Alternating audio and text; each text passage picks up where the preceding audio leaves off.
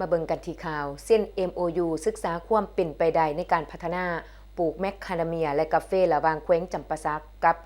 2บริษัทเอกชนวันที่8กรกฎาคม2026นี้อยู่ที่โรงแรมจำปาสักแกลนด์นครปักเซห้องการคณะกรรมการส่งเสริมและคุ้มครองการลงทุนแขวงจำปาสักได้จัดพิธีเซ็นบทบันทึกความเข้าใจ MOU ว่าด้วยการศึกษาสำรวจความเป็นไปได้ในการลงทุนพัฒนาปลูกแมคคาเดเมียและกาแฟในเนื้อที่150เฮกตาร์อยู่เขตบ้านพนวนดงเมืองปากซองแขวงจำปาสักระหว่างคณะกรรมการปกครองแขวงจำปาสักต่างหน้าโดยห้องการคณะกรรมการส่งเสริมและคุ้มครองการลงทุนแขวงกับบริษัทกาเฟอาราบิก้าบริษัทบริเวณปากซองจำกัดผู้เดียว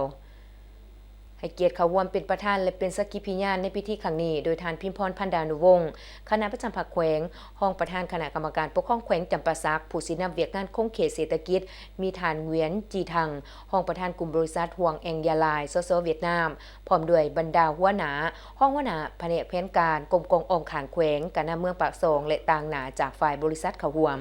การลงนามบทบันทึกความเข้าใจในครั้งนี้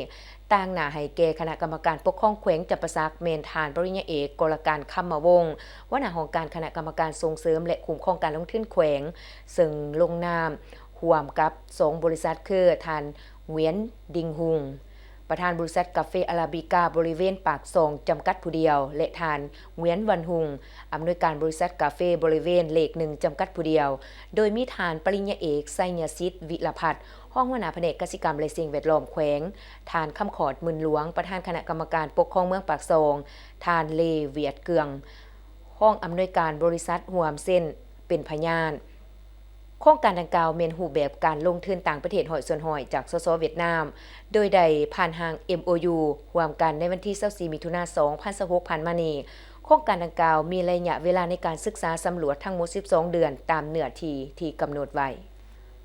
ในระยะการจัดตั้งปฏิบัติ MOU ทางผู้ลงทุนจะได้ดำเนินการศึกษาสำรวจความเป็นไปได้ทางด้านเศรษฐกิจเทคนิค